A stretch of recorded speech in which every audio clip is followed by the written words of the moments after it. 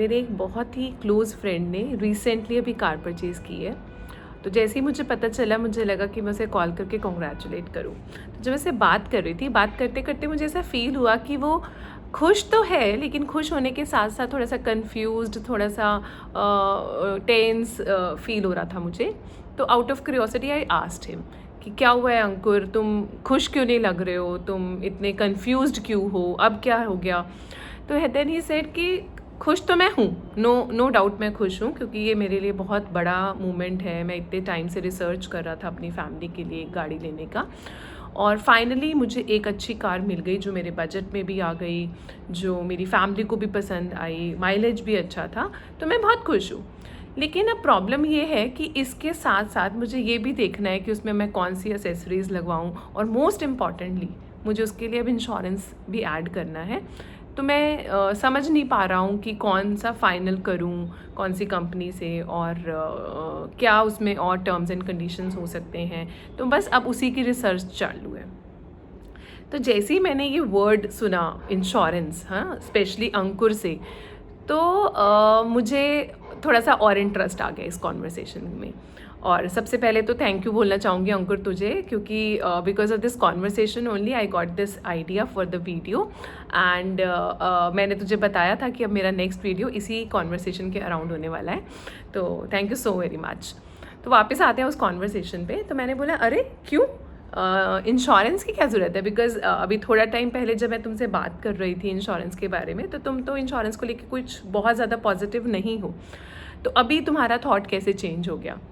Then he said कि इतनी expensive car है ना, और इतने एक्सपेंसिव कार अब मैं ले रहा हूँ मेरी हार्ड एंड मनी से, तो मुझे उसका इंश्योरेंस करा लेना चाहिए। बिकॉज यू नेवर नो, अगर गाड़ी के साथ कुछ होता है तो एटलीस्ट थ्रू दिस इंश्योरेंस मुझे कुछ तो कॉम्पनसेशन मिल ही जाएगा। मैंने कहा हाँ, कह तो तुम ठीक रहे हो, बिकॉज मैं तो हमेशा इंश्योरेंस के फेवर में हूँ, लेकिन अभी गाड़ी के लिए ही क्यों तुम्हारा ऐसा थॉट चेंज हो गया? Because it is very expensive, right? तो मैंने फिर पूछा कितनी एक्सपेंसिव, हाँ, ऐसी कौन सी तूने बड़ी गाड़ी खरीद ली? तो उसने बोला 20 लाख की है, but it's not a small amount, है ना, तो मुझे करा लेना चाहिए इसका इंश्योरेंस। तो मैंने ऐसे ही जान के पूछा कि ओके 20 लाख की है, हु मेड दिस पेमेंट, किसने पे किया है? ही सेड मेरी गाड़ी है तो मैं ही पे करूँगा, और कौन करेगा? तो मैंने कहा कि ओके, तो तुमने पे करी है, that means you are more valuable, more precious than this car, because you made this payment no. तो कह रहे हाँ, ऑब्वियस सी बात है, मतलब मैं तो ज़्यादा वैल्यूएबल हुई हूँ। मैंने कहा और कार तो रिप्लेसेबल है, बिकॉज अगर गॉड फॉरबिड गाड़ी को कुछ हो जाता है तो you can always buy a new car. लेकिन अगर तुम्हारे साथ कुछ हो जाता है तो तुम अपनी फैमिली के लिए इररिप्लेसेबल हो, तुम्हारे पेरेंट्स के लिए, तुम्हारे बच्चों के लिए, और तुम्हारी वाइफ के लिए, तो तुम तो बिल्कुल इररिप्लेसेबल हो।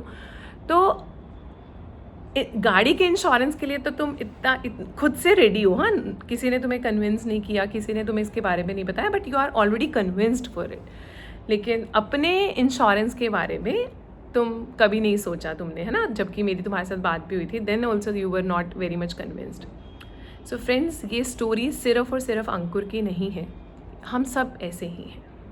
जब हम कोई भी एक्सपेंसिव चीज़ बाय करते हैं, लाइक कार परचेज़ करते हैं, घर परचेज़ करते हैं, कोई भी एक्सपेंसिव मोबाइल भी इनफैक्ट परचेज़ करते हैं, तो हम उसके इंश्योरेंस के बारे में सोचते हैं, क्योंकि हमें पता है उस असेट के साथ, उस ऑब्जेक्ट के साथ कुछ भी हो सकता है, और थ्रू दिस इंश्योरेंस हमारा वो लॉस कॉम्पनसेट हो जाएगा, है ना। और हम सबको ये भी पता है कि किसी भी ऑब्जेक्ट का इंश्योरेंस उसकी खुद की फाइनेंशियल वैल्यू से ज़्यादा नहीं हो सकता, because insurance is a mechanism for compensating the losses, it is not meant for making profits.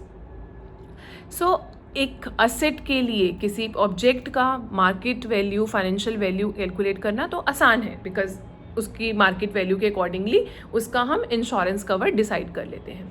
लेकिन जब हम बात करते हैं ह्यूमन लाइफ की, तो ये उतना ईजी नहीं रह जाता, बिकॉज ह्यूमन लाइफ के साथ बहुत सारे इमोशंस भी अटैच्ड होते हैं।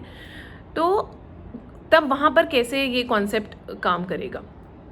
तो friends, let me tell you, एक पर्सन की ह्यूमन लाइफ वैल्यू भी कैलकुलेट की जाती है। ये वो मैक्सिमम कवर है जो एक इंश्योरेंस कंपनी आपकी लाइफ पर देती है। मेरे प्रीवियस वीडियोस में भी मैंने इस कॉन्सेप्ट को यूज़ किया है, इस वो टर्म को मैंने मल्टीपल टाइम यूज़ किया है, लेकिन वहाँ पर मैं आपको इसके बारे में डिटेल में नहीं बता पाई थी, और मैंने ऐसा मेंशन भी किया है मेरे प्रीवियस वीडियो में कि हम इसके बारे में अपने अपकमिंग वीडियो में बात करेंगे। तो आज हम बात करते हैं कैसे ये ह्यूमन लाइफ वैल्यू कैलकुलेट की जाती है। So will take Ankur's example only. So his age is 40 today, and जब मेरी उससे बात हो रही थी तो मुझे पता चला कि he is planning to work till 60 तक उसको काम करना है, और उसके बाद वो रिटायर होने के बारे में सोच रहा है।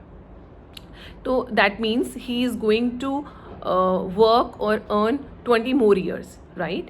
And presently he is working 20 lakhs a year.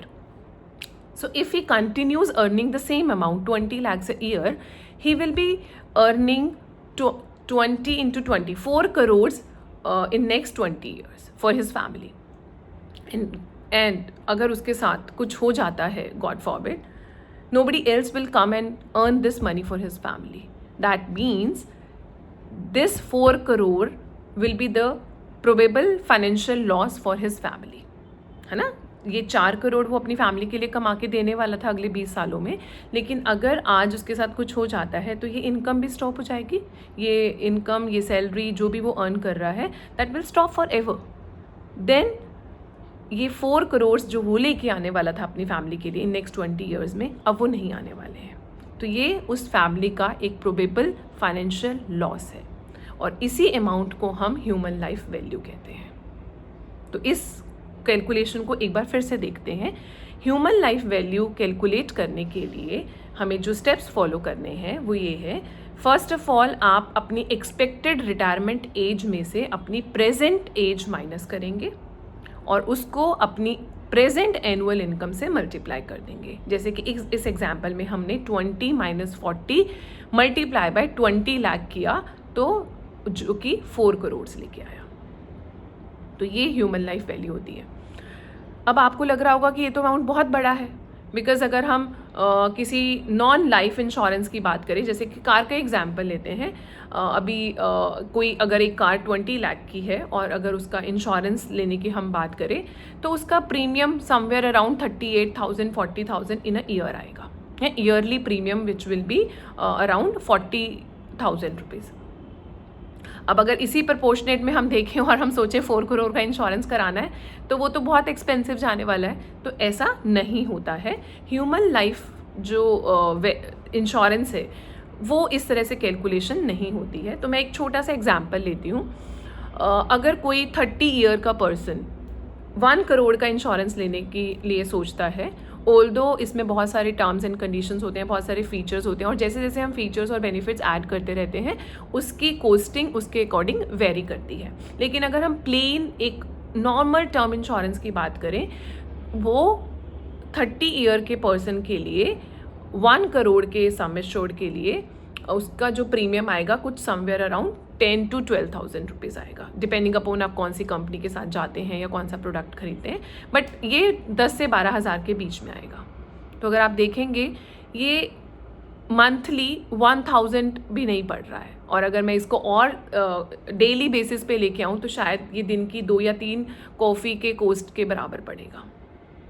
तो एक 30 ईयर का पर्सन 1 करोड़ के इंश्योरेंस के लिए ही जस्ट नीड्स टू पे 10 to 12,000 a year, and then he is secured for 1 crore. Friends, ये एक कॉन्सेप्ट है जो हमें ज़रूर सोचना चाहिए इसके बारे में। और एक बात और मैं यहाँ पर ज़रूर हाईलाइट करना चाहूँगी कि ये वीडियो किसी भी लाइफ इंश्योरेंस कंपनी या किसी भी लाइफ इंश्योरेंस प्रोडक्ट को प्रमोट करने के लिए नहीं बनाया गया है। ये वीडियो सिर्फ़ और सिर्फ एक अवेयरनेस क्रिएट करने के लिए बनाया गया है कि whosoever is earning, that person should have an insurance for his family, right. तो प्लीज़ मुझे कमेंट करके ज़रूर बताइएगा कि आपकी ह्यूमन लाइफ वैल्यू कितनी आई है और उसके अगेंस्ट आपने कितना इंश्योरेंस लिया है। ज़रूर ये इसके बारे में मुझे बताइएगा कमेंट करके, और मेरे अगले वीडियो के लिए प्लीज़ वेट कीजिएगा, और तब तक के लिए अपना पूरा ध्यान रखिएगा, और बाय बाय।